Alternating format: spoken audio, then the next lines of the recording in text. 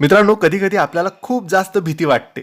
मृत्यूची भीती, आजारपणाची भीती, आपल्याला काही होईल याची भीती, आपल्या परिवारातल्या कोणाला तरी काही होईल याची भीती. आजकाल आपण भरपूर गोष्टी यूट्यूबला, इंस्टाग्रामला बघत असतो.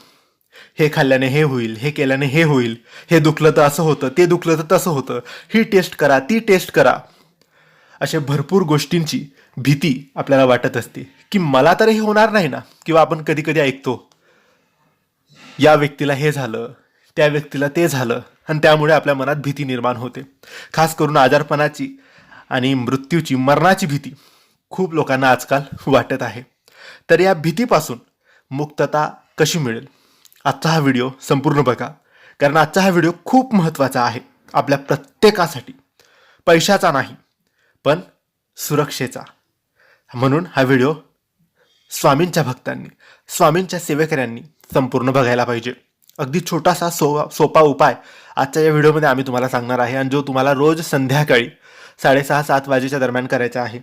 जर धावपळ असते, नोकरी व्यवसायासाठी तुम्ही घराबाहेर असतात, तर मग तुम्ही सकाळी करा.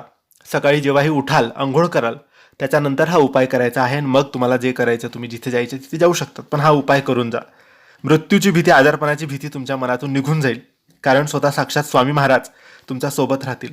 ते स्वतः तुमचं रक्षण करतील. मग फक्त भीती असून काही उपयोग नाही, कारण तुम्हाला काहीच होणार नाही. मित्रांनो, निरोगी आयुष्य जगायचे असेल तर आपल्याला चांगला आहार करावा लागेल, दिनचर्या चांगली ठेवावी लागेल, झोप चांगली घ्यावी लागेल, चांगलं पाणी प्यावं लागेल, आणि थोडाफार व्यायाम करावा लागेल. ह्या गोष्टी तर खूप महत्त्वाच्या असतातच आपल्या शरीरासाठी.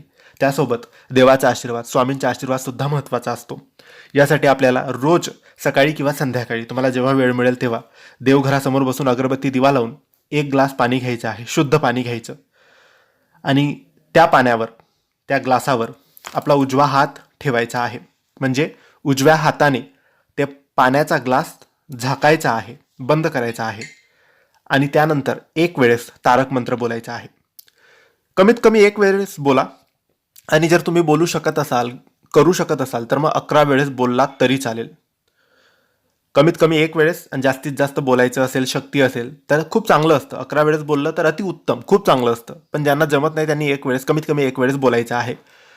बोलून झाल्यानंतर पाण्यावरून हात काढायचा आणि ते पाणी स्वतः प्यायचं आहे.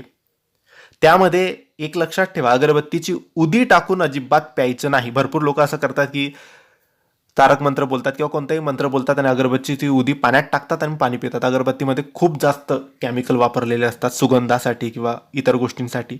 तर अगरबत्ती तर लांबच ठेवायची. कपाळी तुम्ही टिळा लावा अगरबत्तीच्या, पण अगरबत्तीची उदी खाण्यासारखी नसते, पाण्यात टाकून पिण्यासारखी सुद्धा नसते. म्हणून अगरबत्तीची उदी खाऊ नका, पाण्यात टाकून पिऊ नका. फक्त त्या पाण्यावर हात ठेवा, सगळी ऊर्जा त्या पाण्यात उतरू द्या, तारक मंत्राची दैवीय शक्ती उतरू द्या, आणि नंतर ते पाणी प्या. तुम्हीच प्या.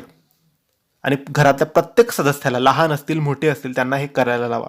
आणि जर घरात कोणी सतत आजारी असेल, वयस्कर असेल, ते हे करू शकत नसेल, तर त्यांच्यासाठी तुम्ही करा. तुम्ही करा आणि त्यांना पाणी, थोडं त्यांना प्यायला द्या, थोडं तुम्ही प्या. असं हे केल्याने आपण सुरक्षित तर राहतोच, परंतु कोणते संकट सुद्धा आपल्यावर येत नाही. आणि कोणता आजार पण असेल तर तेही लवकरात लवकर दूर व्हायला मदत होते. म्हणून नक्की स्वामींवर विश्वास असेल तर हे छोटंसं काम रोजच्या दिनचर्यामध्ये तुम्ही नियम बनवून घ्या की मला हे रोज करायचे आहे, आणि ते रोजच करा. धन्यवाद. श्री स्वामी समर्थ.